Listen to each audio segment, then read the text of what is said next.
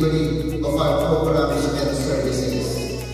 The mission of the NI to ensure that we can roll out projects and initiatives to bring services closer to our clients on the ground level. So last year, the Commission started preparing for our administrative presence here, first by establishing an office in Negros Occidental.